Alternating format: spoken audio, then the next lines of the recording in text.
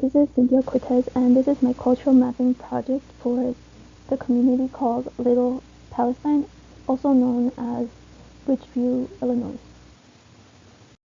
Bridgeview is a small community of around 5 square miles, including Oaklawn, Burbank, and Hickory Hills. In around 1893, the World Columbian Exposition, there was a large Arab migration to become traders, and in 1921, majority of Lebanon, Syria, Israel, and other Palestinian territories began to migrate also. And then later, in late 19th century, Palestinians began to migrate to Chicago. Many Palestinian Muslims had to leave their homes and their wives, also their children, to look for work and opportunities to sell religious artifacts, textiles, handicrafts from their holy land. And this helped them start a business and make money to send home. After the end of World War II, the Palestinian migration began to increase because of the loose migration policies during the late 19th century. Currently, the demographics for Bridgeview are 76.83% white, 2 or more races 8.11%, 7.63% other race, 3.95% Black or African American, 3.47% Asian, 0% Native American, and 0% Native Hawaiian or Pacific Islander. It's worth to mention that Arabians/Middle Eastern families are considered white, but also part of Polish.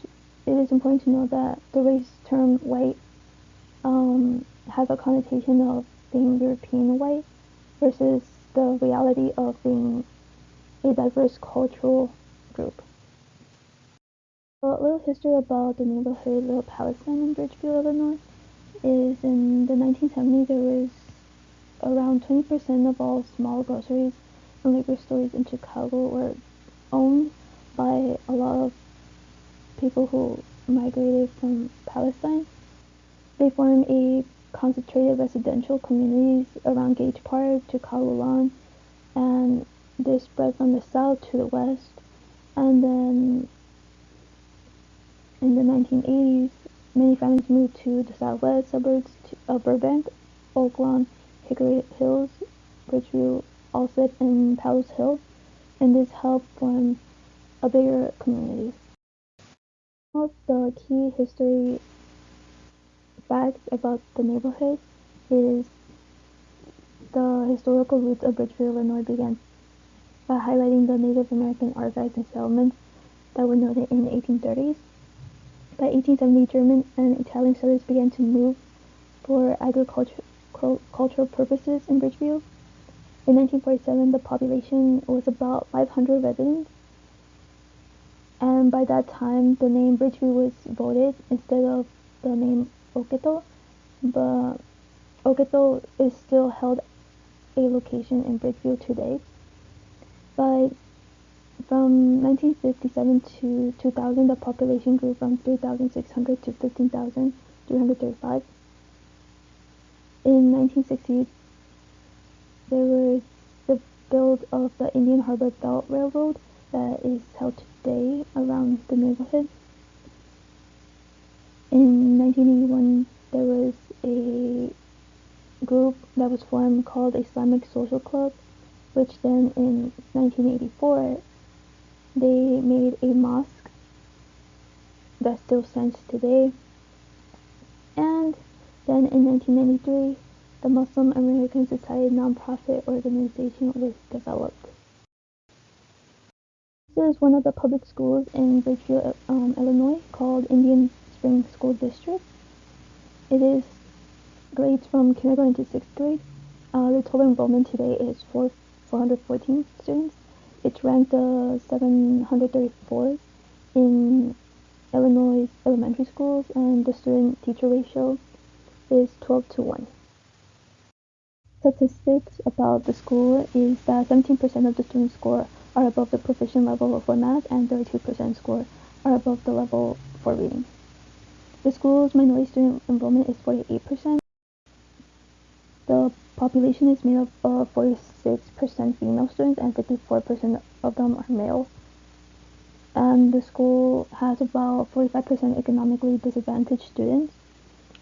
And these are some of the demographics of the school. 51.7% are white, 33.6% are Hispanic Latino, 8.9% are Black or African American, 3.4% are two or more races, 1.9% are Asian or Asian Pacific Islander, and 0.5% are Native Hawaiian or other Pacific Islander.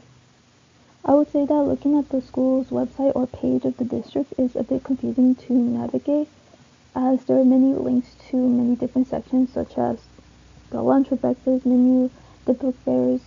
There's also board meeting calendar registration and a gradebook that is only able to be accessed by the teachers or the parents with a password and an account. I did find the school staff that there was 3 ELL teachers, 1 speech language pathologist, and 1 ELL/Arabic bilingual teacher. I would say that they have a special education program with at least 2 teachers and many other staff with other programs that help students physically, verbally, auditory, or visually. On October 14, a 6-year-old Palestinian boy and his mom were stabbed by their 71-year-old landlord, believed due to them being Palestinian American. Wadea Al-Foyum 8 days earlier turned 6, and unfortunately Wadea was stabbed 26 times and did not make it by the time the paramedics arrived. Although this case wasn't in Bridgeview, Illinois, it was specifically in Painfield Township near Chicago. Bridgeview, Illinois held a vigil in the mosque for the family of Wadea, but also showed support and prayers for families who are suffering through the Israel-Palestine conflict. I interviewed a elementary school teacher at Bridgeview Elementary School.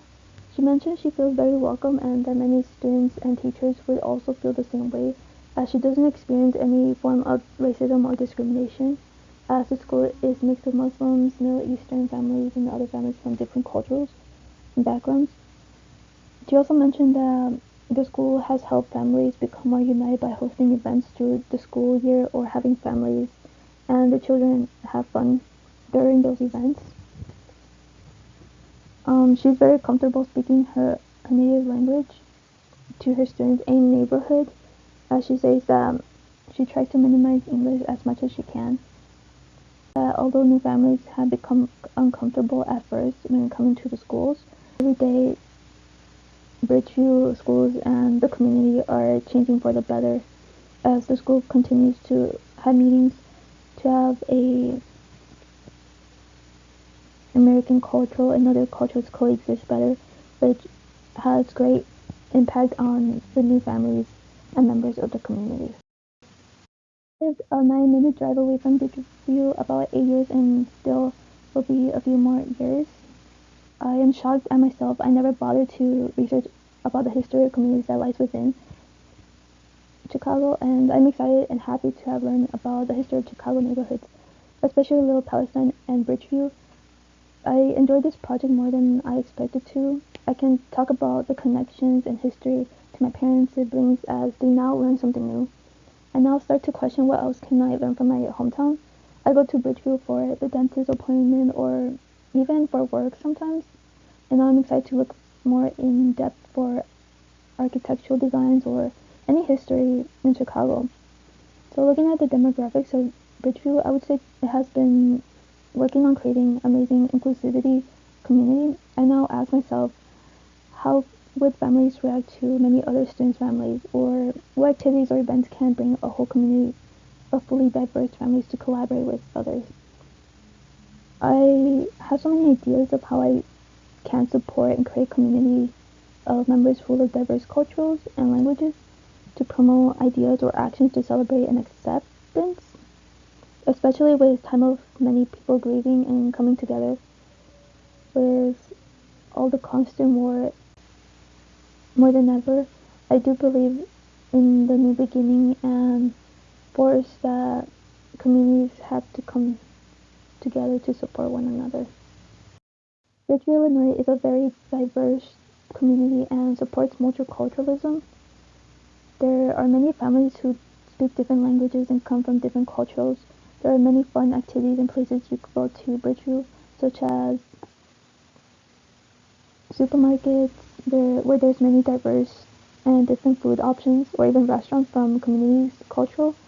Bridgeview has about everything you could think about, from schools, churches, restaurant, markets, craft stores, histories, bank, and amusement parks or stadiums. Today, the stadium located in Bridgeview is called SeaGeek, but growing up I knew it as Toyota Park. There are many events and festivals that go around each year, especially in the stadium or around it, where the locals and peoples from other communities can drive in and have a good time. Driving by, you could stop by and get a glimpse of the community's cultural language and celebrations. So yeah, thank you.